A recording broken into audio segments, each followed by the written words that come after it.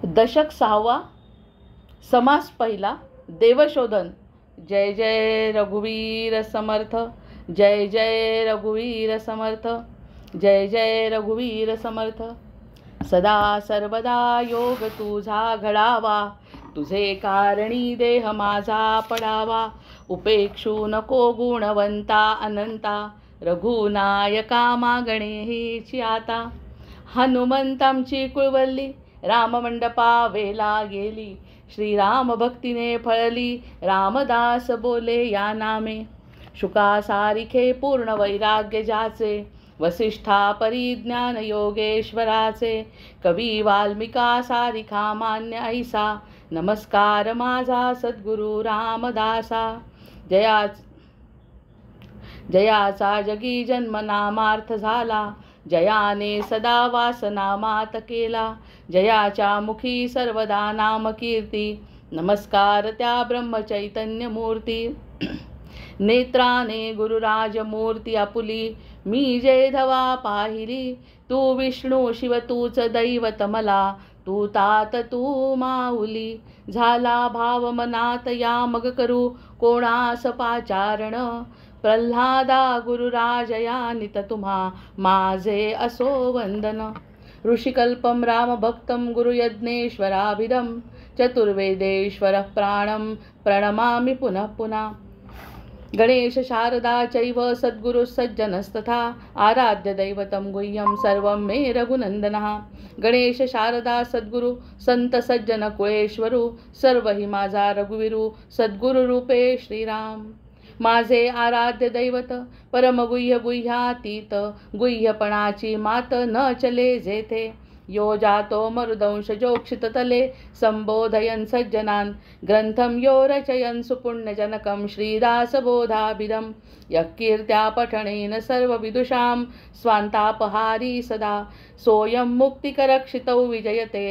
श्रीरामदासो गुरुः मला वाटते अंतरित्वा वसावे, तुझ्या दासबोधासित्वा बोध व्हावे. अपत्या परिपाववी प्रेमग्रासा, महाराजया सद्गुरु रामदासा. ब्रह्मानंदं परमसुखदं केवलं ज्ञानमूर्तिं, द्वन्द्वातीतं गगनसदृशं तत्त्वमस्यादिलक्ष्यम्. एकं नित्यं विमलमचलं सर्वधी साक्षिभूतं, भावातीतं त्रिगुणरहितं सद्गुरुं तन्नमामि. गुरुर्ब्रह्मा गुरुर्विष्णू गुरुर्देवो महेश्वरः, गुरुः साक्षात् परब्रह्म तस्मै श्री गुरवे नमः. अनेन प्रियतां देवो भगवान् जानकीपतिः, श्रीरामचंद्र पूर्वेषाम् अस्माकं कुलदैवतं. श्रोता वक्ता श्रीराम समर्थ, जय जय रघुवीर समर्थ, जय जय रघुवीर समर्थ. समर्थांना वंदन करून नेहमीप्रमाणे आपल्या या दशक 6व्यातल्या पहिला निरूपणाला सुरुवात करते. देवशोधन त्याचं नाव आहे. आणि देवशोधनामध्ये आपल्याला प्रस्तावनेत कळलं की समर्थांच्या दृष्टीने आत्मज्ञानी जो आहे तो उत्तम पुरुष आहे आणि आपल्याला उत्तम पुरुष होणं आवश्यक आहे. त्याच्याशिवाय जीवनाची सार्थकता नाही. जर आपण त्यांचा हात धरला, त्यांना जर आपण गुरुस्थानी मानलं, तर त्यांनी दिलेलं ज्ञान आपण आत्मसात करण्याची जबाबदारी आपली आहे. ज्ञान असणं वेगळं आणि आत्मसात करणं वेगळं. आत्मसात करण्यासाठी जे प्रयत्न लागतात ते वाक्य आपण करायचे आहेत, कारण समर्थांनी त्यांना उत्तम पुरुष म्हटलं आहे. आणि उत्तम पुरुषाला काय साध्य होणार आहे? आत्मज्ञान. आत्मज्ञानी सिद्ध पुरुष असं त्यांनी म्हटलं आहे.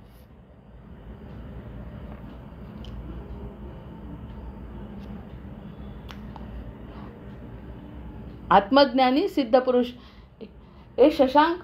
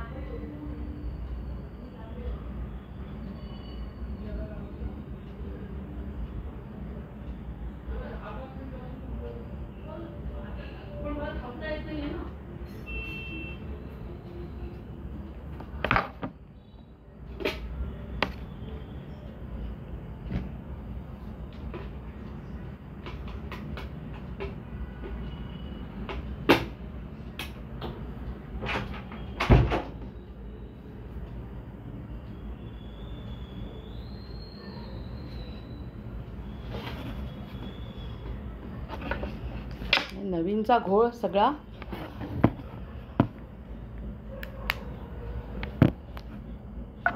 हा दिसतंय ना, दिसतंय हां हां दिसतंय का? हां नाही नवीनचा घोळ आहे ना, जरा थोडासा ॲडजस्टमेंटला मगाशी तसंच झालं, पुन्हा सुरू करतो. हा जो हां तेच हा जो सिद्ध पुरुष आहे तो सिद्ध पुरुष जो आहे तो उत्तम पुरुष, उत्तम आणि सिद्ध. मग आता ह्याच्यापेक्षा वरचं काय असू शकतं? समर्थांच्या दृष्टीने जर आपल्याला सिद्धत्व आणि उत्तम पुरुषाचं लक्षण दुसऱ्या कशासाठी नाही म्हणत आहेत समर्थ. ते म्हणतात आहे की आपली स्वतःची ओळख व्हावी. आता ह्यामध्ये काय कठीण असायला पाहिजे तसं पाहिलं तर, जर आपला जन्म झाला, आपण आपल्याला स्वतःला ओळखण्यासाठी जर आपला जन्म झाला आहे आणि ते जर ओळखू शकत नसू, तेच कार्य कठीण वाटतंय. हे जर सगळ्यात कठीण कार्य आहे तर ते कार्य करणारा म्हणजेच त्यांचं काल जसं उदाहरण सांगितलं आपण, काल काय उदाहरण सांगितलं की मी 5 वाजता उठायला सांगितलं शिक्षकांनी आणि उठणारे का सगळ्यांनी हे ऐकलं, श्रवण सगळ्यांनी केलं आहे की मला 5 वाजता उठायचं आहे. त्यांचं शिक्षकांनी विचारलं हो का, ऐकू आलं का? ते म्हणाले हो ऐकलं. मला म्हणाले उद्या सांगा आता 6 वाजता सगळ्यांनी कोण कोण उठलं ते. म्हणजे श्रवण केव्हा झालं? ज्यांनी नुसतं ऐकलं ते श्रवण काय या कानाने ऐकलं आणि त्या कानाने निघून गेलं. हा सगळ्यात मोठा नियम आहे परमार्थाचा, सगळ्यात मोठा नियम आहे. भले एकच काम करायचं, भले अतिशय छोटं काम करायचं, पण जे करायचं ते नेटाने करायचं आणि सातत्याला खूप महत्त्व आहे. आणि या सातत्याने एकदा का मनात घेतलं आहे की आपल्याला सद्गुरू समर्थ आहेत आपले, तर मग त्यांचा सिद्ध पुरुष आणि त्यांचा उत्तम पुरुष लक्षण जे आहे त्या पुरुष लक्षणांपैकी एक एक करत जरी आपण त्याकडे गेलो, मग त्यामध्ये त्यांनी एक अनुग्रहाची गोष्ट सांगितली देवशोधनामध्ये. कारण देवशोधनाला अनुग्रहाची फार महत्त्व आहे. अनुग्रह घेतल्याशिवाय म्हणजे सद्गुरूंचे हात धरल्याशिवाय आता एखाद्याची बुद्धी पलटवणं इतकी सोपी गोष्ट नाही आहे.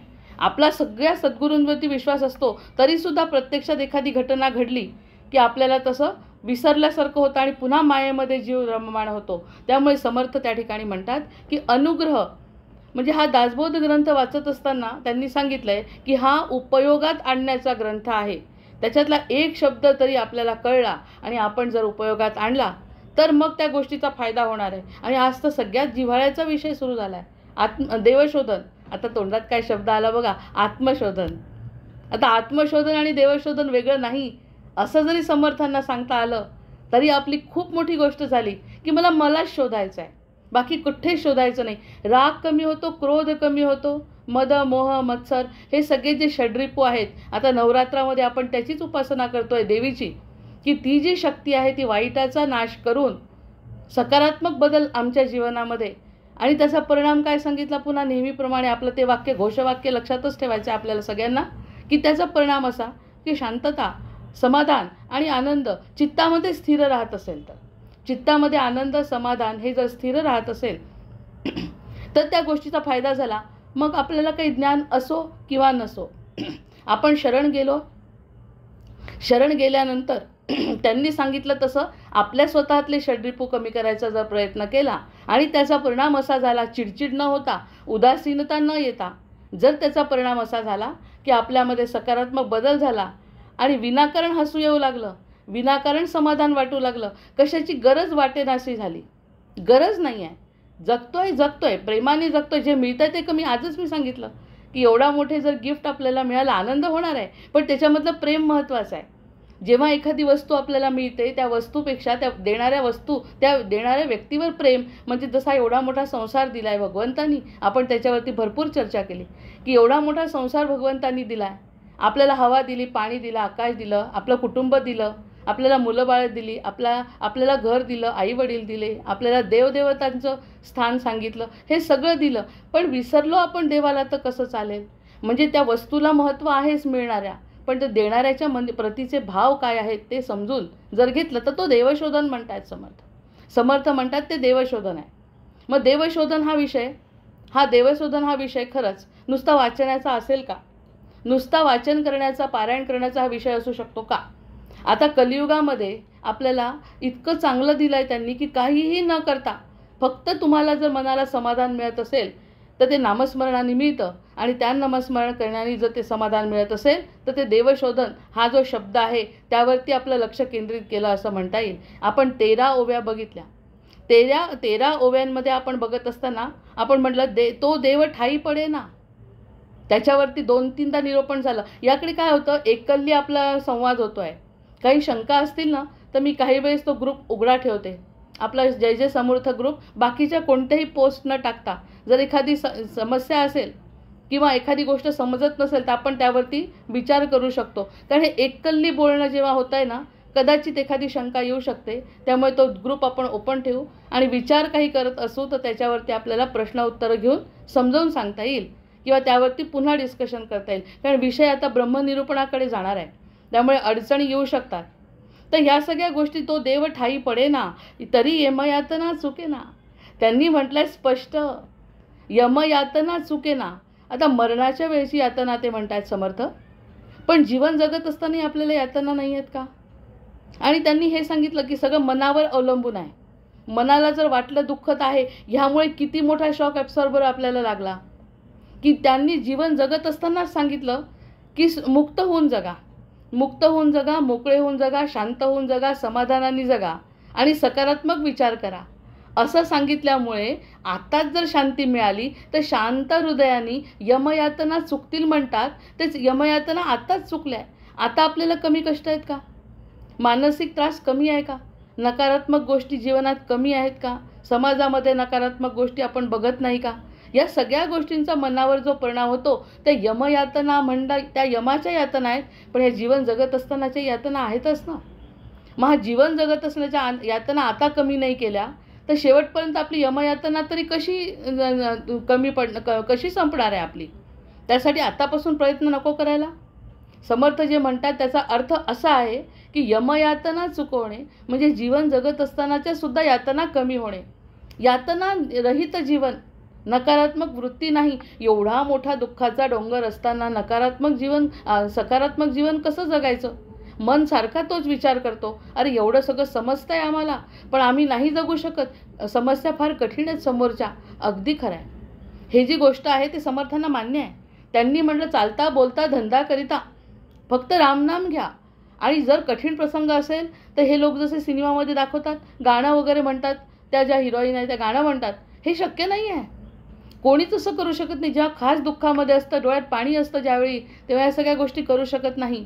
पण समर्थ काय म्हणतात, मनाला आवरायचं नाही पण सतत मुखानी राम नाम घेत राहिलं तर ते संकटातून पार होऊ. आणि संकटातून पार झाल्यानंतर जर आपल्याला जाणवेल अरे कशामुळे पार झालो आपण, कसं काय आपोआप या गोष्टीतून बाहेर पडलो, तर रामनाम आपल्या मुखी होतं.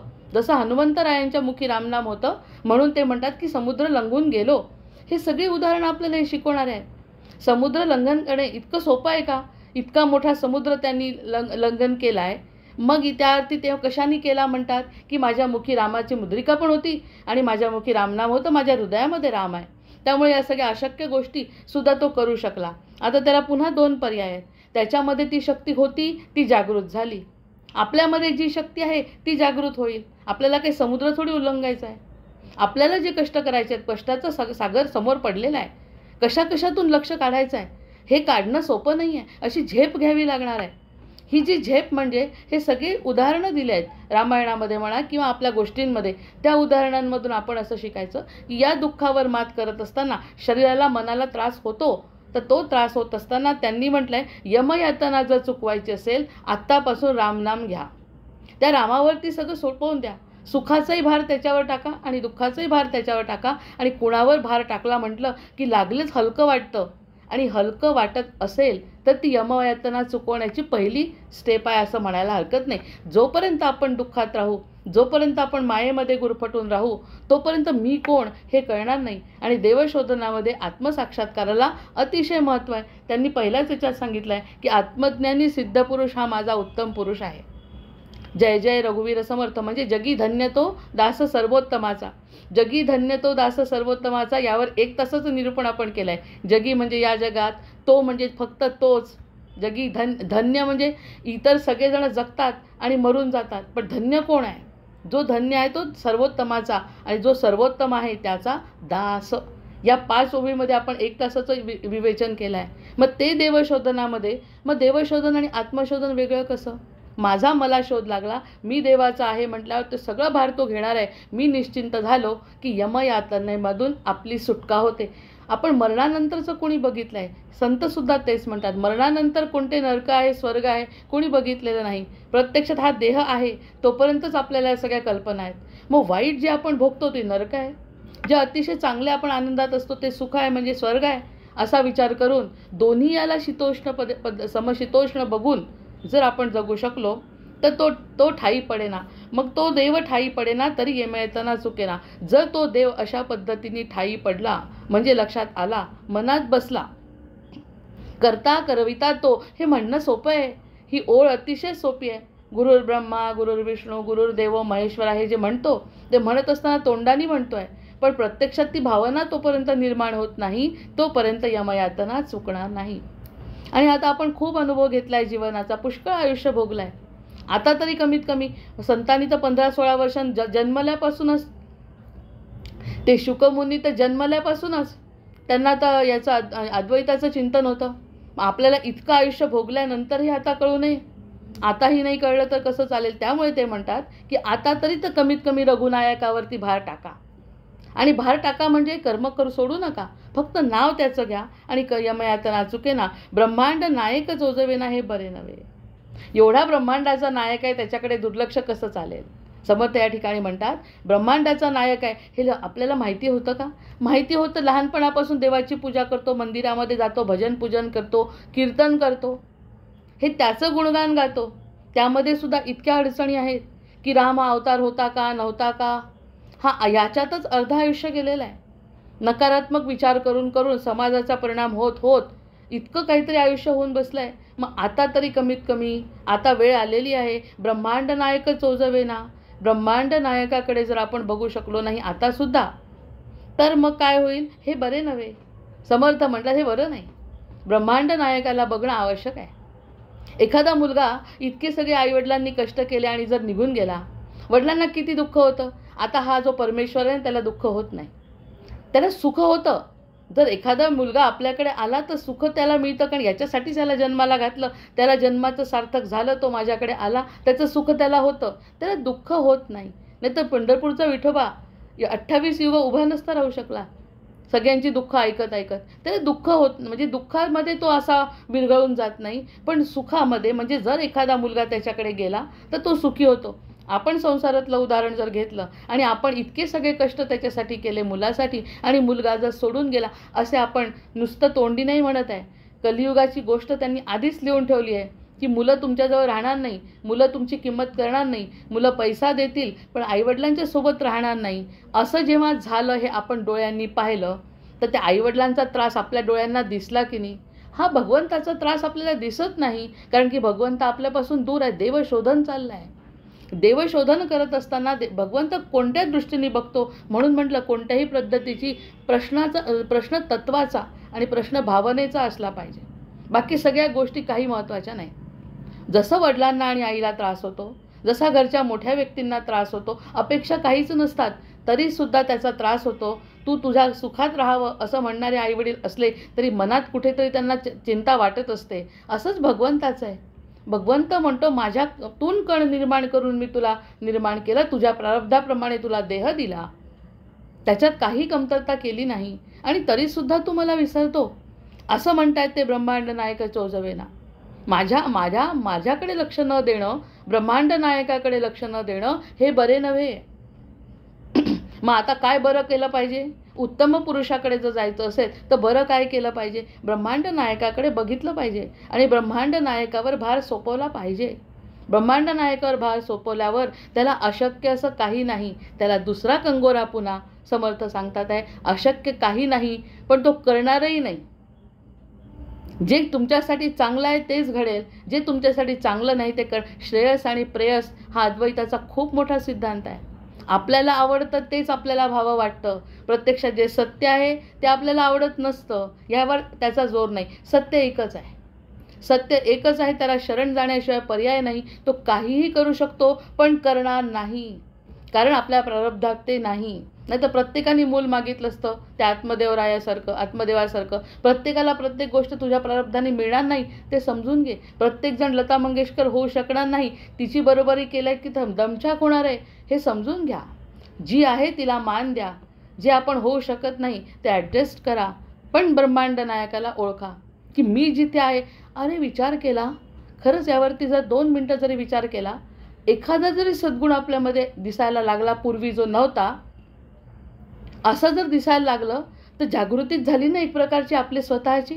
आपल्या स्वतःचीच जागृती झाली. अरे अशी नव्हतो आपण आधी, आता हे समजायला लागलं. किमान हा ग्रंथ वाचावा वाटला हे जरी माझ्या मनात आलं तरी ही एक प्रकारची जागृती आहे. जसं आपण म्हणतो कुंडलिनी शक्ती जागृत होणे.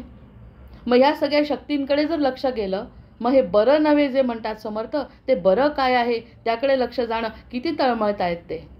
या सगळ्या गोष्टींचा आपण विचार केल्यानंतर ते बरं काय नाही इथे आपण काल थांबलो. जेणे संसारी घातले अवघे ब्रह्मांड निर्माण केले, त्यासी नाही ओळखले तोची पतित. ही ओवी बघा, तो पतित आहे, तो पापी आहे जो स्वतःला ओळखत नाही. आणि आजच्या काळामध्ये आपण बघतो की स्वतःला न ओळखता नुसत्या परिस्थितीच्या गांभीर्याने लोक जीव देतात. पतित आहे, स्वतःची आत्महत्या करणं. आपण लोकांची जेव्हा हत्या करतात त्यांना शिक्षा होते, त्यांना तुरुंगवास होतो इतरांची केल्यावर. मग स्वतःची हत्या केल्यावर आपल्याला तुरुंगवास होणार नाही, आपण कशाच्या कर्मातून सुटणार आहे. त्यामुळे आहे ते भोगणं आणि भोगत असताना ते आनंदाने स्वीकारणं हेच तर जीवन आहे. जे स्वर्गामध्ये मिळत नाही, जे नरकामध्ये मिळत नाही, ते मनुष्य लोकामध्ये मिळतं. मनुष्य लोकामध्ये सुखदुःखांनी भरलेलं आहे. सुख आहे तर दुःख आहेच त्याच्या मागे. मुलगा झाला याचं सुख झाल्याबरोबर तो आजारी पडला की त्याचं दुःख त्याच्यासोबतच आहे. एखाद्या मुलाचं लग्न होत नाही म्हणून एखाद्या आईवडिलांनी अट्टहास केला, लग्न झाल्यानंतर त्याचं दुःख त्याच्या पाठोपाठच येत आहे. या सगळ्या गोष्टी जर ॲटोमॅटिक येतात आहे तर आपण केलेलं पाप आपल्याला भोगावंच लागणार. इथे वाया काही जात नाही, एकही गोष्ट संपत नाही. देहाचा कणसुद्धा शिल्लक राहतो, कुठे कुठे त्या ठिकाणी मिसळून जातो. जर खरंच देव समोर आला तर पृथ्वीतून तेवढं काढून, आपातून तेवढं काढून, पाण्यातून तेवढं काढून, तेजातून काढून, आकाशातून काढून पुन्हा देह निर्माण करू शकतो तो. काहीही वाया गेलेलं नाही आहे. जरी जाळून टाकलं तरीसुद्धा, जरी चितेमध्ये गेला तरीसुद्धा त्याचं काहीच वाया. जर त्यांनी असा हात केला तर त्या चितेतून सुद्धा सगळेच्या सगळे अवयव पुन्हा बाहेर येतील. सगळं तेज येईल, वायू येईल, आकाश येईल. हे सगळी व्यवस्था तो करू शकतो. इतका तो ब्रह्मांडाचा नायक आहे. वाया काही जात नाही, केलेले कर्म वाया जात नाही. असं म्हणतात की एक गव्हाचा दाणा पेरला किती प्रचंड प्रमाणात गहू देते आपली धरती माता. आणि मग आपलं एक कर्म त्याचं फळ मिळणार नाही. नैसर्गिक नियम आहे. म्हणून आपण त्याविषयी जो विषय घेतला होता की आत्मसाक्षात्कार व्हावा, प्रकृतीचा खेळ कळावा. प्रकृतीचा जो खेळ आहे तो काय फक्त झाडांनाच लागू आहे का? आपल्या कर्मांना सुद्धा लागू आहे. एक कर्म केलं 10 यांनी बुमरँगसारखं वापस येतं. म्हणून कृष्णाने एकदा म्हटलं होतं ना की सगळ्यांना सांगत असताना म्हणाला की तुम्ही मला सगळे शरण या. तर वाईट आणि चांगले सगळे शरण आले तर चालतील का म्हणे. हो, वाईट आले तरी चालतील, कारण वाईटाला मी ज्यांनी जे दिलं ते मी तुला वापस 10 पटीने देतो असं म्हटल्यावर घाबरला ना तो कृष्णाकडे जायला. कारण जे तुम्ही मला द्याल तेच तुम्हाला 10 पटीने वापस करण्याची जबाबदारी माझी आहे. इथेच तर सगळा प्रश्न संपला. की ते म्हणतात आहे की तुम्ही जे द्याल त्याच्या 10 पटीने मी तुम्हाला वापस करतो. किडका दाणा पेरला तर किडका निघेल, उगवणारच नाही धान्य. त्यामुळे आपलं कर्म जसं असेल त्या कर्माचं फळ हे भगवंत देतच असतो, त्यात काहीच चुका होत नाही. मग जेणे संसारी घातले, म्हणून त्यांनी ही ओवी टाकले, जेणे संसारी घातले अवघे ब्रह्मांड निर्माण केले, त्यासी नाही ओळखिले तोच पतित. अशा पद्धतीने पतित आहे. आपल्याला समजो किंवा न समजो आपल्याला आपल्या कर्माचं फळ मिळणार आहे. आताही जे दुःख आलं आहे मी तर याच्यावरती अगदी तर ठाम आहे. जर एखादं दुःख आलं असेल तर ते आपल्या कर्माचाच परिणाम आहे. आपल्याला समजत नसताना केलेलं कर्म त्याचाच परिणाम आहे. देवानी म्हणून सांभाळून तरी घेतलं, कमीत कमी देव आहे आपल्या पाठीशी म्हणून सांभाळल्या गेलो. अन्यथा काय झालं असतं आपलं आपण विचार करू शकतो. बाहेर पडलो आणि घरात आलो काय वापस येऊ शकतो का ह्याची सुद्धा जर गॅरंटी नाही. आपण येतोय, अतिशय आनंदाने जीवन जगतोय, आपल्याला घर आहे, पाणी आहे, या सगळ्या सकारात्मक विचार जेव्हा करतो मग त्याची कृतज्ञता मानल्याशिवाय मन राहत नाही.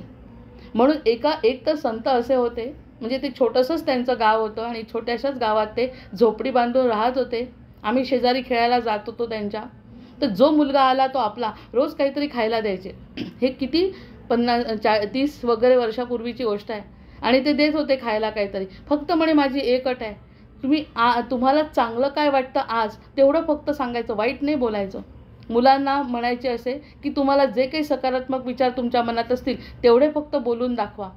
मग बोलून दाखवल्याचे परिणाम असे झाले, तेव्हाचं जे सकारात्मक बोलणं होतं ना, ते असं वाटतं त्यांनी आपल्याकडून वदवूनच घेतलं कोणत्या ना कोणत्या रूपामध्ये. नकारात्मक विचार आम्हाला आत्याकडे राहत असताना आत्या मारते हे सांगायच्या ऐवजी, नाही आज मला छान वाटलं, आज मला चांगला फोडणीचा भात मिळाला, असं आम्ही त्यांना सांगायचो. कारण वाईटाला चांगलं करण्याची गोष्ट संतांकडे असते. विचारच करायचा नाही वाईटाचा. ते जे काही वाईट घडतं आहे त्याच्याकडे दुर्लक्ष करून आज काय चांगलं घडलं ते बोला म्हणतात. किती मोठी ही एक्झरसाईज आहे जी लहानपणी कोणत्या ना कोणत्या रूपात कोणीतरी करून घेतं. तेव्हा पटत नसतं. मग कधी जायचं नाही, आठवड्यातून एकदाच जायचं. ते काय आम्हाला असंच बोलायला लावतात. पण जेव्हा गेलो तेव्हा सकारात्मकच बोलायला लावायचे. ही तर एक उत्तम थेरपी झाली. आता त्यांचे शब्द आठवत आहेत ना 30 वर्षानंतर पुन्हा.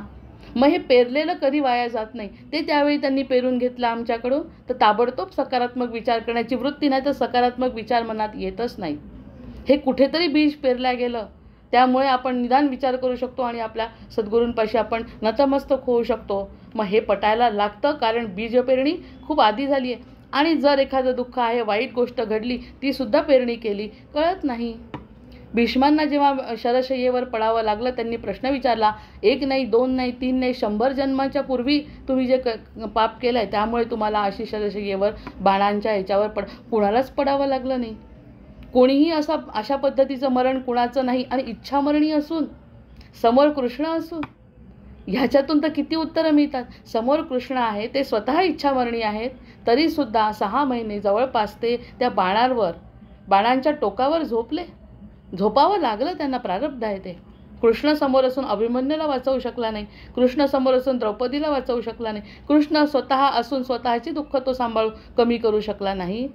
तर सद्गुरू आपले कसे करतील? प्रारब्धाप्रमाणे. हा प्रारब्धाचा खेळ आहे, प्रकृतीचा खेळ आहे, तो खेळायचा आहे. पण खेळत असताना जो सकारात्मक विचार येतो तो म्हणजे देव आहे. जय जय रघुवीर समर्थ. कारण देवशोधन चाललं आहे आणि चांगल्याचे परिणाम देणार आहे. त्याच्यामुळे देर आहे दुरुस्त आहे. आता जरी मनात चांगले विचार यायला लागले, आपण पाप नाही करू शकत. आता वाईट विचार मनात येऊ शकत नाही. हा जरी एक सकारात्मक बदल आपल्या जीवनात घडला तर देव सापडला असं म्हणायला हरकत नाही. नाही तर आत्तापर्यंत खरंच आपण विचार करू की देवाबद्दल सतत दोष, मला असं, मला तसं, मला हे नाही, तिला ते आहे, तिला हे नाही, ह्याच्यातच वेळ गेलाय सगळा. आता देव दिसल्यावरती मला भरपूर काही मिळालं आहे. जे माझं आहे त्याच्यावरती मी विचार करू शकते. ही आत्मजागृती म्हणजे सिद्ध पुरुषाची लक्षणं समर्थांच्या दृष्टीने. आत्मजागृती आपल्याजवळ जे आहे त्यातून कौतुक करतील उलट समर्थ. इतक्या दुःखात लेकरू असून सुद्धा ते आनंदात राहतंय, हे खरा उत्तम पुरुष आहे. नाही तर सगळं मिळून सुखात राहणाऱ्याला काही महत्त्वच नाही आहे, काहीच महत्त्व नाही आहे. हेच तर पटवायचं आहे समर्थांना. जितकं जास्त दुःख तरीही तो आपल्यावरचा विश्वास कमी करत नाही. देवावरचा, त्या ब्रह्मांड नायकाला जो ओळखतो. अरे देवाचे गुण गायले ना, भागवतामधलं जर गोपीगीत आणि हे ऐकलं ना, तर देव काय आहे त्याचा गोडवा जर गायला तर आपले दुःख काहीच वाटणार नाही, असं रंगून जायला पाहिजे. तो म्हणतात म्हणजे तो पतित नाही, तो पुण्यवान आहे. कारण त्याच्यावरती आपण हा भार सोडलेला आणि मनापासून सोडला आहे. मनापासून. पुढची चिंता नाही, मागचे पण भूतकाळ आठवायचा नाही, जास्त भूतकाळात रमायचं नाही. बघा, हा देवशोधनाचा समास आपल्यासाठीच आहे की नाही? पूर्णपणे भक्तांसाठी आहे. देवाला बघायसाठी समर्थांना पाठवलं आहे आणि समर्थांना सांगितलं असं असे लोकांना जमा करून आण की माझ्यापर्यंत जे येतील. माझ्यापर्यंत येणारे फार थोडे आहेत. त्यांना इतकं समजवावं लागतं आहे.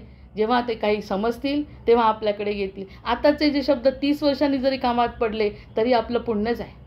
आता जरी कामात नाही पडले तरी आताचं काही लक्षात घ्यायचं नाही. एक क्षण पुरे आहे पुण्याचा. म्हणून देव ओळखावा. आता समर्थ म्हणतात की म्हणून देव ओळखायचा आहे, दुसरं काही कारण नाही. तुझ्या कल्याणासाठी. हे तुझं कल्याण व्हावं. आणि तसाच तो स्वार्थी आहे. स्वार्थी कसा? की मला ओळखणं तर तुझं कल्याण आहे. याच्याहून स्वार्थ कोणता? तो म्हणतो जर मला जो ओळखेल त्याचं कल्याण आहे. म्हणजे शेवटी मी महत्त्वाचा आहे, मी सगळ्यात महत्त्वाचा आहे. ह्यामुळे गीतेमध्ये आपल्याला असं वाटतं की भगवंत सतत मी करतात. पण त्या पणामध्ये त्यांचा स्वार्थ नसून निजस्वार्थ आहे की एका जीवाचं कल्याण केलं आहे मी. एका जीवाला कल्याण करण्यासाठी ही गोष्ट घडलेली आहे. त्यामुळे तो म्हणतो, बाबा फक्त माझ्याकडे बघ, कुणाकडे बघू नको. याच्यासारखा स्वार्थी आणि प्रेम करणारा जगामध्ये कुणी नाही. आणि हे शिकवणारे आपले सद्गुरू इतके नम्र आहेत, इतके नतमस्तक आहेत भगवंताला, की भगवंतापर्यंत नेऊनच ठेवतात ते. इतकं प्रेम, म्हणून यांना माऊली म्हणतात. शिस्त जरी लावत असतील तरी त्यांना माऊली म्हणतात, की बाबा रे, खऱ्या प्रेमाकडे मी नेतोय तुला, आणि तो तुझी डोळ्यात आसवा आणून वाट पाहतो. एका क्षणात म्हणे तो प्रगट होतो. हा जो समाधान जर आपल्या मनामध्ये असेल तर त्याचं प्रागट्य झालंय म्हणतात. जर समाधान आपल्या मनामध्ये असेल म्हणजे सद्गुरू कधी मिळतील, सद्गुरू कधी मिळतील, यापासून जी सुरुवात केली, सद्गुरू कधी मिळतील, अरे हातामध्ये ग्रंथ पडला म्हणजे सद्गुरू मिळाले, हा पहिला. आणि नंतर काही काळामध्ये तीच स्थिरता राहिली मनाची, आणि समाधान वाटत असेल, आनंद वाटत असेल, आणि जीवन चांगलं वाटत असेल वाईट असताना सुद्धा, तर ती देवच दिसला म्हणायचं, असं म्हणायचं आहे त्यांना. म्हणून देव ओळखावा. मग तो त्या ठिकाणी स्थिर झाला की देव. आता बघा, कोणतीही चांगली गोष्ट घडली सिरियलमध्ये किंवा काय, वरतून देवांचे पुष्पवृष्टी होते. जे काही घटना घडते ते बघण्यासाठी देव पुष्पवृष्टी करतात.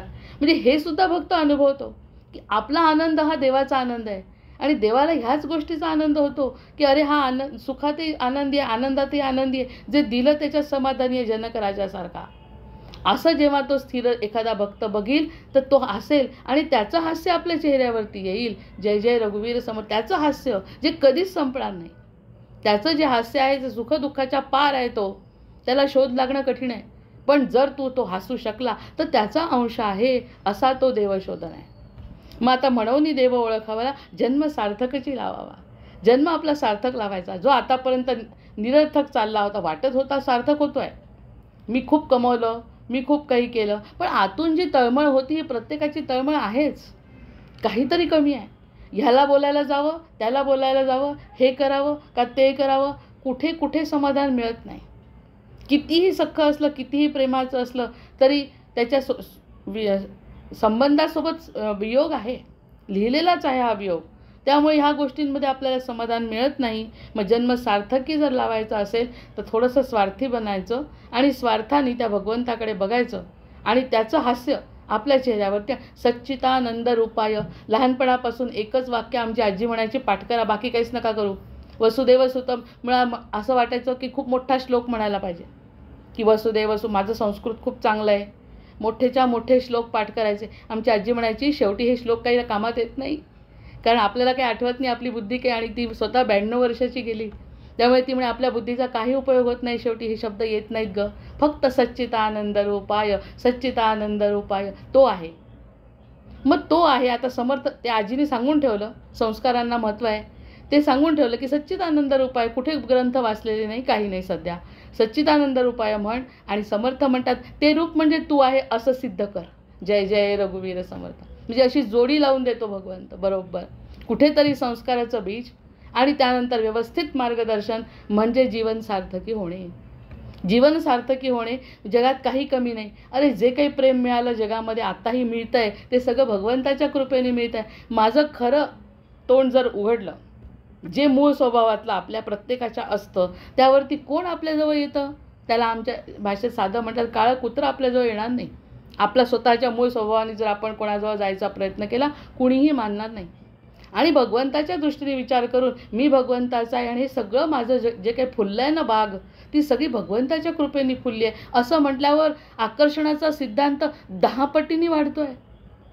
हे जे समाधान आहे ते आजीचं बीज आहे, सच्चिदानंद रूपाय. अरे तेच मी आहे, बाकी सगळ्या गोष्टी क्षुल्लक आहे, बाकी सगळ्या गोष्टी क्षुल्लक आहे. जन्म सार्थकीचे राहावा, न कळे तरी सत्संग धरावा म्हणजे कळे. हे जर कळत नसेल तर सत्संग धरा. आता एवढी सगळी चर्चा झाल्यावर साहजिकच स्वतःच्यामध्ये बदल होणार आहे. स्वतःमध्ये बदल झालेला इतरांमध्ये व्हावा अशी अपेक्षा. आज एक अतिशय सर्वसाधारण व्हिडिओ बघितला की ज्यामध्ये तो डॉक्टर सांगत होता की माझ्या या औषधांनी गुण येतो. त्याच्या चेहऱ्याकडे बघितल्याबरोबरच असं वाटलं की याचं काहीतरी वेगळं आहे. त्यांनी पहिलंच वाक्य बोललं, काहीतरी वेगळं वाटलं, म्हणून पुन्हा त्याला सर्च करत गेली ना, तर त्यांनी सांगितलं प्रत्येक वेळी एखादी थेरपी झाली, एखादा पेशंट बरा झाला, ही सगळी देवाची कृपा बरं. प्रत्येक वेळी म्हणायचा ती सगळी देवाची कृपा बरं. कोणत्याही प्रकारचा रोग बरा होतोय म्हणे. 1000 लोकांनी उपचार घेतले, आणि ते जे लोक त्यांच्याकडे यायचे आणि बोलायचे ते म्हणायचे ही सगळी देवाची कृपा, मला निमित्त केलं आहे म्हणे. ती बाई अक्षरशः रडली त्यांच्या गळ्यात पडून की डॉक्टर तू वयाने लहान आहेत आणि अजून भरपूर कार्य व्हायचं आहे. लहान वयाने एक वयस्क बाई आली की जी म्हणाली की मी मरते की काय अशी अवस्था माझी होती आणि यांनी मला उभं केलं, गळ्यात पडली त्यांच्या. तेव्हासुद्धा ते म्हणाले, चेहराच एवढा सुंदर आहे त्यांचा बघण्यासारखा, ते म्हणाले बाई हे सगळं देवाची कृपा आहे. यामध्ये की आपण त्यांच्याकडे जाणं न जाणं, ते ॲडव्हर्टाईज ते सगळं सोडून दिलं तरी देव कुठे बसतो. देव बोलतो बालमुखातून, देव डोलतो उंच पिकातून. तो जे सगळं श्रेय देतो आहे ते सगळं श्रेय म्हणून त्याचे लोक वाढत आहेत. आकर्षणाचा सिद्धांत आहे आणि म्हणतो तो. आणि त्यांनी सगळं म्हणून मी पुन्हा सर्च केलं जेव्हा कळलं की तो देशसेवा म्हणूनच ते करतो आहे. देशसेवा म्हणून तो हे चेहऱ्याचं तेज लपत नाही.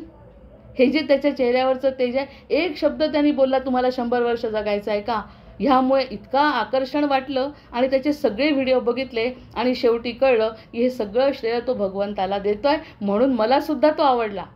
जय जय रघुवीर समर्थ. अशी ही आकर्षणाचा सिद्धांत जो आहे तो सार्थक लागतो जन्म. मग त्याचा जन्म सार्थकी लागला की नाही, याला तुम्ही जाहिरात म्हणा काही म्हणा, पण देवाचं अस्तित्व जाणवलं ज्या ठिकाणी पेशंटला असो की आपल्यासारख्यांना असो, मग ते त्यांनी जीवनाचं सार्थक केलं. आपल्यासोबत इतरांचं, आपल्या बुद्धिमत्तेचा इतरांना जर फायदा त्या डॉक्टरनी करून दिला, किती लोक त्याला म्हणजे आशीर्वाद देतात. मोठे मोठे लोक कर्तव्य तू अतिशय वेगळ्या पद्धतीने कर, छोटे उपाय सांगतो आणि सांगितल्यावर शेवटी म्हणतो तुम्हाला सगळ्यांना निरामय आयुष्य मिळो ही मी देवाजवळ प्रार्थना करतो. कोणता डॉक्टर करतो आहे आजकाल सांगा अशा पद्धतीने, मी केलं मी इतकं शिकलो त्यामुळे तुम्हाला हे एवढे पैसे खर्च करा. फुकटचे उपचार सांगतो आणि सगळं तुम्हाला जर तुमच्या मनामध्ये असेल ना तर सगळं मनातलं काढून टाका आणि देवावर सोडा. मी फक्त एक मार्गदर्शन करणारा तुम्हाला आहे आणि तुम्ही त्याचा फायदा घ्या. आणि असेच त्याचे बोलणारे लोक आहेत सगळे. म्हणजे कोणत्याही क्षेत्रामध्ये आपण जर असा विचार केला तर आपल्याला असे लोक दिसतात जे आकर्षणाच्या सिद्धांतामध्ये बसतात. हे फक्त टिकून राहिलं पाहिजे. आता वय लहान आहे, हे सगळं टिकत राहिलं पाहिजे, त्याच्यावरती देवाची कृपा व्हावी असं मी सुद्धा म्हणते की हे जे त्याच्या डोक्यात चालू आहे त्याच्यावर अशीच कृपा राहावी आणि त्याच्याकडून समाजकार्य घडावं, असा आपोआपच त्याला आशीर्वाद मिळतो. अशा प्रकारचं जन्म सार्थकी लावावा. मग समर्थांचं वाक्य हे काय, अगदी अल्टिमेट ट्रूथ आहे की एखाद्या ठिकाणी जे चांगुलपणा दिसतो तो चांगुलपणा देव डोलतो उंच पिकातून. उंच पिकातसुद्धा डोलतो आणि माणसातसुद्धा डोलतो. आणि त्याचा पहिल्यांदा बघितल्यावर चेहऱ्यावरचं तेज जर कळतंय म्हणजेच त्याची सेवा सांगायची गरज नाही. जो जाणेल भगवंत, आता जो भगवंताला जाणेल, जो जाणेल भगवंत तया नाव बोलीजे संत. जो भगवंताला जाणतो तो असुर कसा असेल, जो भगवंताला जाणून आहे तो असुर कसा असेल, वाईट कसा असेल. जो भगवंताला जाणतो तो संतच झाला. मग संतत्व आपल्याला आवडत नाही, संतत्व आपल्याला आवडत नाही का, संत लोक आपल्याला आवडत नाही. त्यांच्याकडे गेल्यावर लहान मुलं जरी गेले तरी त्यांना खायला मिळतं म्हणून जातात, पण त्यांचा गोडवा खूप असतो, मधुरता असते, चिडचिड नसते. म्हणे पक्षी येतात, प्राणी येतात, मोठे मोठे प्राणी त्यांच्याकडे येतात पण काही करत नाही त्यांना. आमच्या आजोबांचंच उदाहरण यज्ञेश्वर शास्त्री कस्तुरेंचं, ज्यांचा मी श्लोक म्हणते. इतक्या मोठ्या गवतामध्ये कोणीही राहत नाही, तिथे राहायला गेले. खरंच तिथे साप नसतील का, विंचू नसतील का. त्यांनी 13 वर्ष तिथे मुक्काम केला, एकदाही कोणत्या प्राण्यांनी त्यांना चावल्याचं ऐकिवत नाही. आणि आपल्याला घरातून मधमाशी चावते, हे मागच्या जन्मीचे भोग आहे. घरात सगळी दारं खिडक्या बंद, जाळ्या लावलेल्या तरी मधमाशी पायाला चावली आणि ते त्यांच्या जागेत राहून सुद्धा काही करत नाहीत. हे संतत्व आहे. म्हणजे असं सुद्धा जाणवायला लागलं की आपल्यालाच माशी चावली म्हणजे आपली किती प्रारब्ध आहे. प्रत्येक ठिकाणी असं जाणवत आहे आजकाल की त्यांच्या भागात जाऊन एवढे गोविंद देवगिरी जे आहेत ना ते त्यांच्याकडे गेले तर त्यांना इतका त्रास झाला त्यांच्याकडे पोचायला म्हणे की इतके 2-3 लोकांना समोर ठेवायचे, बाजूला करायचे गवत आणि मग त्यांच्या घरापर्यंत पोचायचे. त्या ठिकाणी झोपडी आणि साधी, कुठून पैसा नेलेला नाही घरातून, काही नाही, तिथे झोपडी बांधलेली, एका सापाने कधी चावलं नाही. अशा परिस्थितीमध्ये मग आता हा जो आहे तो संत आहे, संत झाला. आपल्याला जर काही त्रास होत नसेल तर संतत्व आहे. म्हणजे आपलं प्रारब्ध हळूहळू कमी होत आहे. पुढे होणारा त्रास, आपल्याला न समजणाऱ्या गोष्टी जीवनात घडतात म्हणे, ज्या घडणार होत्या. जर देव नसेल, देव काय करतो, मला तर दुःखच दुःख आहे. पण पुढची दुःख कमी केली असतील काय सांगावं. ज्याच्यावरती तुझी बुद्धी चालत नाही ती बुद्धी पण न पटणारे सुद्धा दुःख काही येणार असतील ते आपोआप दूर गेले ना. आम्ही 5-10 वर्षापूर्वी एकदा कोणाला तरी अशीच पत्रिका दाखवली होती आमच्या मुलीच्या संदर्भात. तर ते म्हणाले भगवंताचं साह्य होणार आहे. एवढी साधी गोष्ट नाही म्हणे ताई ही. भगवंताचं साह्य तुम्हाला होणार आहे. म्हणजे भगवंताचं साह्य सगळ्यांनाच आहे. प्रत्यक्षामध्ये विचार केला भगवंताचं साह्य कोणाला नाही आहे. अगदी दक्षिण आफ्रिकेतला जरी तो काळा मुलगा छोटासा असला त्यालासुद्धा भगवंताचं साह्य आहे. साह्य असल्याशिवाय पण भगवंताचं साह्य आहे म्हणजे भगवंताचं साह्य झालं आहे हे तुम्हाला जाणवणार आहे. असं ते बोलता बोलता बोलले. म्हणजे हे जाणवणं म्हणजे संतत्व आहे की हे संताच्या मुखाने आपण ऐकतो तेव्हा कुठे त्या गोष्टी आपल्या मनाला पटतात. हा खरंच दासबोध आहे की आपलं आत्मपरीक्षण आहे मला समजतच नाही. तो जो जाणेल भगवंत तया नाव बोली दे संत जो शाश्वत आणि अशाश्वत निवाडा करी श्रीराम. आता शाश्वत काय आहे आणि अशाश्वत काय बस याचा निवाडा मला करता आला तर माझा विषयच संपला सगळा. इथे तर सगळं संपलं. पुन्हा प्रत्येक वेळी कितीतरी वेळा असं वाटतं दासबोध संपायला पाहिजे. आता इथे शाश्वत काय अशाश्वत काय. प्रेम शाश्वतावर करायचं का अशाश्वतावर काय टिकणारं आहे काय काय टिकणारं नाही आहे. जे आतापर्यंत टिकणारं वाटत होतं ज्याच्यासाठी 25 वर्ष खर्च केली ते टिकलं का. नोकरीतून सुद्धा 25 वर्षानंतर रिटायर होतोच. 58 झाले की रिटायरमेंट आहे. नोकरीसुद्धा टिकत नाही. मुलंसुद्धा मोठी झाली की ते त्यांच्या काम करू लागतात. आपलं स्वतःचे आईवडील राहत नाही. आपलं गाव राहत नाही. प्रवाहामध्ये सगळं वाहून जात आहे. मग या अशाश्वत जगामध्ये शाश्वत काय आहे. मी आहे ना शाश्वत. मी स्वतः शाश्वतच. मी म्हणजे देहाने शाश्वतच नाही. देहसुद्धा क्षीण होत चालला आहे. पण मी जे मला समजतंय जे मला लक्षात येत आहे तो म्हणजे मी तो तर शाश्वतच आहे. म्हणून तर मी सगळ्या गोष्टींकडे बघू शकतो. भूतकाळातही बघू शकतो वर्तमानातही राहू शकतो आणि भविष्याची कडे पण विचार करू शकतो की कदाचित देव भेटेल चांगले विचार केले तर. मग हा कॉमन कोण आहे तर मी आहे. मग जे शाश्वत आणि अशाश्वत असताना जे कॉमन आहे ते म्हणजे मी आहे. तो मी म्हणजे त्याचा आहे. तो त्यांनी तर मला कधी सोडलं नाही. कितवा जन्म आहे मला माहिती नाही. पण प्रत्येक जन्मामध्ये आता जी गाय दिसते समोर त्या गायीमध्ये सुद्धा भगवंत आहे. कारण तिचंसुद्धा प्रारब्ध गायीचा जन्म घेण्याचा आहे. त्यामुळे भगवंत तिच्याही रूपात आहे. तिला पुढच्या जन्मी मनुष्य योनी मिळेल आणि ती पुन्हा भगवंत तिच्यासोबतच आहे. प्रत्येक जीवामध्ये बेडकामध्ये आहे. त्याची योनी संपली की तो पुन्हा जेव्हा मनुष्य जन्माला येईल पुन्हा भगवंत आहेच. त्याला कोण श्वासोश्वास देतो आहे भगवंत देतो आहे. माझी योनी कशावरून बेडकाची नव्हती. कशावरून आम्हाला आमच्या पत्रिकेत मृगयोनी म्हटलंच आहे. मागच्या जन्मी हरिण होते. कोणत्या तरी ह्यानी खाल्लं असेल आणि हे सगळ्या गोष्टी घडल्या असतील. मग तेव्हा काय देव नव्हता. तेव्हा देव होता. सद्गुरू पण तत्व होतं. ह्या सगळ्या गोष्टींचा निवाडा मनाने शांतपणे जर करता आला तर करता येतोय. आता करता येतोय म्हणजे विचार तरी त्या पद्धतीने करायचा. विचारांमध्येच तर विचारा इतकं देखणं काहीच नाही. आपण म्हणतो सौंदर्य आहे ती स्त्री सुंदर आहे. विचार जो चांगले करतो त्याच्या इतकं सुंदर कोणी नाही. जसं त्या डॉक्टरचं उदाहरण सांगितलं, जसं संतांचं उदाहरण सांगितलं, जसं आपण चांगल्या लोकांचं त्यांच्या चेहऱ्यावरचं तेज बघितल्यानंतर कळतं हे शाश्वत काहीतरी मिळालं याला. हे सगळं जे कळतं त्याच्या शरीराचा काही संबंध त्या ठिकाणी येत नाही. मग चळेना ढळेना देव. देव कधी चळत नाही. देव कधी ढळत नाही. चळेना ढळेना देव ऐसा ज्याचा अंतर्भाव तोची जाणू जे महानुभाव संत साधू. ज्याला हे कळतं की देव कधी चळत नाही, देव कधी ढळत नाही, देव माझा होता, माझा आहे आणि माझा राहणार आहे, हे ज्याला कळतं, जे अंतरापासून ज्याला त्याचं ज्ञान होतं तोची साधू. संतांच्या पुढे जाऊन साधू म्हणतात आहे. अजून आपल्याला कोणत्याही प्रकारची सेवा करायला लावली नाही. कोणत्याही प्रकारची जपमाळ हातात दिलेली नाही. कोणत्याही प्रकारची उपासना सांगितलेली नाही. फक्त मनाचे श्लोक आणि हनुमंतांची कुळवल्ली आणि तुम्ही कसे आहात मूर्ख लक्षणांपासून उत्तम लक्षणांपर्यंत तुम्ही कसे जाल हेच बोलतायत फक्त. अजूनपर्यंत कोणत्या धर्माचा आहे कोणत्या देवाचा आहे हे माहिती नाही. फक्त अनैन प्रियताम देवो भगवान जानकीपती म्हणतो म्हणून ते राम आहेत. अन्यथा रामाबद्दल बोलले पण नाहीत अजून. असा साधू ओळखावा म्हणजे आधी साधू व्हायचं मग तो देव म्हणजे जो देव ओळखतो तो साधू होतो. मग साधू झाल्यावर त्यांनी काही केलं तरी चालतं आहे कारण तो काही करणारच नाही असं तसं. साधू एकदा झाल्यानंतर जे उत्तम लक्षणांचे सगळे लक्षण आहेत ते सगळे त्याच्यामध्ये येणार आहे आणि तो साधू झाला म्हणजे त्यांनी देवालाही ओळखलं आणि स्वतःलाही ओळखलं.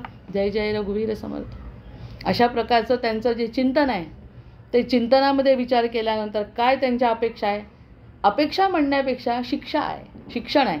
शिक्षा पण नाही करत, शिक्षा तर आपण आपल्या प्रारब्धाची भोगतोच आहे. शिक्षण ते देत आहेत. जे आतापर्यंत शिक्षण घेण्याची आपली आवड आहे ना, ती बुद्धी जागृत तल्लख ठेवली पाहिजे. आता असं वाटतं कितीतरी गोष्टी आपण विसरतो, पण ते विसरणंच चांगलं आहे असं वाटायला लागलं आजकाल. विसरण्याने जो ताण येत होता तो ताण येत नाही. विसरलं तर विसरलं, काय फरक पडतो आहे? त्यांनी काय अडलं आहे आपलं? आता आपल्याला काही आवश्यकता आहे का त्याची? असे चांगले विचार जर आले तर विसरलेल्या गोष्टीचं सुद्धा दुःख होत नाही.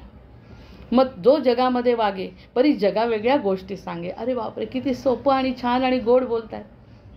जो जगामध्ये वागतो, जगामध्ये वागत असताना आता आपल्या सोसायटीमध्ये जर आपण बसलो, माणसं असो, स्त्री असो का पुरुष असो, पुरुष असतील तरी थोडे कमी, पण स्त्रिया तर इतक्या एक टाईपचा विषय बोलतात. आता लहान लहान बायकासुद्धा एकत्र येतील, नवीन लग्न झाले, त्या टिपिकल गोष्टी बोलतात. मग हे या जगामध्ये वागत असताना ते तसंच करत असतात. तो काळाचा प्रवाह आहे. आमच्या सोसायटीमध्ये जर आपण बसलो, प्रत्येकाचा विषय कितीही नाही म्हटलं तरी पुन्हा आपले सुख दुःखाच्या गोष्टी सुरू, याला नावं ठेवणे सुरू, याला दोष देणे सुरू, माझं कसं चांगलं हे सुरू. हे सगळं जगामध्ये राहून हेच घडत आहे, घडतच असतं. तो प्रवाहच आहे. नदी एकदा वरून निघाली की ते प्रवाहामध्ये येणारच आहे. पण तो जगामध्ये राहतो, पण जगा वेगळ्या गोष्टी सांगे. तो जगामध्ये राहतो. आता काहीतरी 3 वर्षांपूर्वी आमच्या सोसायटीने पुरस्कार दिला. 8 मार्चला 8 मार्चला स्त्री दिन असतो ना, त्या दिवशी पुरस्कार दिला. आमच्या सोसायटीमधल्या एका बाईला दिला आणि त्या बाईचं वर्ण आम्हाला माहितीच नव्हतं. मी तर नवीनच आले होते या ठिकाणी. तर त्यांनी जेव्हा पुरस्कार दिला तर म्हटलं याचं पुरस्काराचं कारण सांगत असताना त्या बाईंनी सांगितलं की आम्ही 3 वर्ष झालो म्हणे सोबत आहे. 3 सुना घरी आहेत आणि 3 सुना घरी असताना 3 मुलं आणि त्या प्रत्येकाला नातू, इतकं सगळं घर या 2 BHK हे दोघं, आणि हे दोघं नवरा बायको राहतात. पण इतक्या लोकांमध्ये राहून कधीही घरची एकही गोष्ट आम्हाला या बाईंनी सांगितली नाही. यासाठी आम्ही तिचा सत्कार करत आहोत. म्हणजे आमची सोसायटीसुद्धा किती ग्रेट आहे की ह्या बाईंनी काहीतरी वेगळं केलं आहे. संसारच करते आहे ती, पण घरातच राहते, पण कधीही घरातली गोष्ट त्या बाईंनी. आता 3 मुलं, 3 सुना, नातू आणि ह्या सगळ्या गोष्टी, घरात स्वतःचा नवरा आणि त्यातल्या त्यात ह्या सगळ्या गोष्टी असतात. म्हणजे नवऱ्याला पण खूप सांभाळून घ्यावं लागतं या सुनांच्या काळात. तर हे सगळं करत असताना 3 वर्षात तिच्या डोळ्यात इतकं टचकन पाणी आलं. नाही म्हणे असं काही वाटतच नाही, मला काही जाणवतच नाही. म्हणजे हे तर खरं संतत्वच आहे. मग जर जाणवतच नसेल तर ते संतत्व आहे, आणि जाणवत असून सांगत नसेल तर हे मोठेपणा आहे. हा तिच्या मनाचा मोठेपणा आहे. असून सांगत नसेल आणि नसेल आणि तिला जाणवत नसेल तर ती संतच आहे. पाय धरायला पाहिजे. असा सत्कार, म्हणजे लोकांचं लक्ष सगळीकडे असतं कोण कसं वागतं. आणि त्या बाईंना जेव्हा सत्कार दिला, आता तो सत्कार दिल्यामुळे आपल्यालाही तो सत्कार मिळावा म्हणून प्रत्येकाची धावपळ सुरू झाली की अशा प्रकारचे सत्कार जिथे असतील त्या ठिकाणी आपलंही नाव यावं. आपणही बोलणार नाही आता याच्यानंतर घरातलं काही. हा सकारात्मक बदल आहे. म्हणजे देव कुठून काय कार्य करेल काही सांगता येत नाही. आपणही नाही सांगायचं, कारण आपलंही नाव त्या लिस्टमध्ये गेलं पाहिजे आणि सगळ्यांच्या समोर आमचा सत्कार झाला पाहिजे. असं जर वाटत असेल तर आजपासून तोंड बंद करावं लागतं. तोंडावर कंट्रोल नसेल, तोंडावर नियंत्रण नसेल तर हा सत्कार कसा मिळेल? जसा यमयातना वाचवायच्या असतील तर आनंदी राहिलंच पाहिजे. आनंदी नाही राहिलं तर यमयातना आहेतच. सत्कार गेला असं जरी स्त्रीला वाटलं तरी ती चांगलं वागू लागेल. पुरुषांना तर काही अशी चर्चा करायची सवय नसते. पुरुष त्याच्या बाबतीत खरंच प्रकृती आणि पुरुषमध्ये जो फरक आहे तो आहेच. ते आधीच बिचारे निर्विकार असतात, बऱ्याच प्रमाणात निर्विकार असतात. त्यांना तसेच सत्कार करायला पाहिजे. पण जे नसतात त्यांनाच सत्कार होतात. जे असतात त्यांच्याकडे पुन्हा टेकन फॉर ग्रँटेड असतं. तर ते काय म्हणतात, जो जाणेल भगवंत, जो भगवंत जाणत असेल त्याला चुकलं, जो जगामध्ये वागे, जो जगामध्ये तर असतो पण जगा वेगळ्या गोष्टी सांगे. जगा वेगळ्या गोष्टी जो सांगत असेल, जगातल्या गोष्टी सगळेच सांगतात. जगा वेगळ्या, अरे याच्यात काही नाही, आपल्याला शाश्वत सुखाकडे जायचं आहे, आपण आनंदात राहायचं आहे, आपण आहे त्या परिस्थितीत स्थिर अशा ज्या गोष्टी सांगेल तो, त्याचे अंतरिज्ञान जागे तोची साधू. त्याच्या अंतरिज्ञान, आपण काहीच बोलत नाही, नकारात्मक विचार नाही कोणत्याच प्रकारचे, परिस्थितीला शरण गेलेलो आहे आणि देवाचा शोध घेत आहो, ते ज्ञान आहे. ते म्हणतात आहे की ते अंतरिज्ञान जागे तोची साधू. पुन्हा त्याला ज्ञान मिळालं. खरंच वेदांत सांगितला का? कठोपनिषद नाही, तैत्तरीय उपनिषद नाही, अजूनपर्यंत भगवद्गीता नाही, रामायण नाही. आता आपण वाचलं ही गोष्ट सोडून द्यायची, कारण आपण चांगल्या कुळात जन्मलो आहे. आपण रामायण महाभारत सगळं ऐकलं आहेत गोष्टी. काहीच गरज नाही सध्या. इथे जर सुरू केलं कोणी, आजपासून जर सुरू करायचं ठरलं तर ज्ञान कोणतं? आपल्या स्वतःच्या मनावर नियंत्रण. तो साधू आहे म्हणे, कुठे अजून हातात रामायणाचा ग्रंथ पडला, अजून कुठे माळ हातात घेतली, काही सांगितलं नाही अजून. ते सद्गुरूंचं काम आहे. सद्गुरू सांगतात ते आपण ऐकतो. मग हे समजल्यावर स्वतःला ओळखायचं असेल तर सद्गुरूंकडे जातो. सद्गुरू त्यांचा मंत्र देतात, तोही मनापासून जपतो. मग आता आमचा तर रामसेतू प्रकल्प सुरू आहे, त्यामध्ये 35,000 जप होतो आहे प्रत्येकाचा. आम्ही सगळेजण चढा ओढीने नंबर टाकतो त्याच्यात, की आमचा 35, कोणाचा 48, असे हजारामध्ये मंत्र होत आहेत. ते पण करतो आहे. याचं कारण चढाओढच आहे ना तिथे सुद्धा. मग ही जी चढाओढ जर असते, रामसेतू नावही किती सुंदर आहे, की रामसेतू 14 कोटी झाल्यावर म्हणे भगवंताचं दर्शन होतं. करू म्हटलं प्रयत्न थोडे थोडे. मग जाणीजे तो जनामध्ये वागे परी, जगा वेगळी गोष्टी सांगे, ज्याचे अंतरी ज्ञान जागे तोची साधू. ज्याचं अंतरी ज्ञान जागं झालं त्याला साधू. मग या ठिकाणी आपण स्वतःचा विचार करायचा. मी थांबते आहे 3 ओव्या झाल्यानंतर. या ठिकाणी स्वतःचा विचार करायचा आहे. कोणतं ज्ञान सांगितलं? स्वतःबद्दल जे आपण करत होतो. शुंभ निशुंभ दैत्य राक्षसा गणी मारिले झणी हो. देवीने मारले आहेत ना, मग ती देवी का झाली? आणि आपण साधी स्त्री का राहिलो? देवी म्हणजे काय, वेगळी काय आहे? देवी म्हणजे आतले सगळे सद्गुण बाहेर येणे. सगळे सद्गुण खालपासून बाहेरपर्यंत, सततपर्यंत सद्गुणांचा पुतळा जर व्हायचं असेल तर त्याला म्हणे ज्ञानी आणि साधू आणि संत म्हटलं जातं. मग साधू, संत, ज्ञानी यांचा मार्ग कधी चुकेल का? कधीच चुकणार नाही. कारण या महाजनो येणं गतस्स पंथा. आपल्याला महाजनांच्याच मार्गाने जर जायचं आहे, आपल्याला मार्ग आता हायवे सापडला आहे, तर मग या बाकीच्या गोष्टी एक एक गोष्ट जरी सोडली. त्या बाईंनी 3 वर्षापूर्वी सांगितलं घरातलं काही सांगायचं नाही, तर म्हणलं किती आनंदाची गोष्ट आहे. खूप लोकांची बोलणी आणि चिडचिड कमी झाली. सोसायटीमध्ये शांतता निर्माण झाली. कोणीच बाई कोणाशी विरुद्ध बोलतच नाही. म्हटल्यावर सद्गुण जागृत होतातच. तर अशा प्रकारचं जे स्वतःला ओळखून ज्ञान, त्याला ज्ञानी म्हटलं आहे. त्या बाईच्या हातात हरिपाठ असो किंवा नसो, काहीही असो, तिच्या जीवनामध्ये जर बदल असेल तर तिला समर्थ ज्ञानी म्हणतात. जाणीजे, मी 3 ओव्या वाचते. जाणीजे परमात्मा निर्गुण, त्यासीच म्हणावे ज्ञान, त्या वेगळे त्या ज्ञान, सर्व काही श्रीराम. पोट भराया कारणे, नाना विद्याभ्यास करणे, त्यासी ज्ञान म्हणती परितेणे, सार्थक नव्हे श्रीराम. देव ओळखावा एक, तोची ज्ञान ते सार्थक. ये राव घेची निरर्थक, पोट विद्या श्रीराम. हे तर बोलायची गरज नाही, हे तर अगदी स्पष्ट झालं आहे आता. जन्मवरी पोट भरिले, देहाचे संरक्षण केले, पुढे अवघेची व्यर्थ गेले, अंत काही श्रीराम. जय जय रघुवीर समर्थ, जय जय रघुवीर समर्थ.